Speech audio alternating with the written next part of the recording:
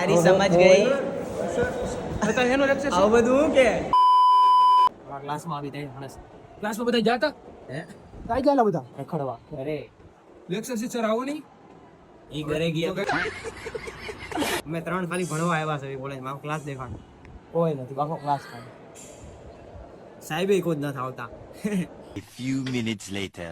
અમારે ભણવું છે તો અમને ભણાવતા નથી I'm a king, but I vibe with my saint. They call me a bad man. That's a સાહેબ આજે હું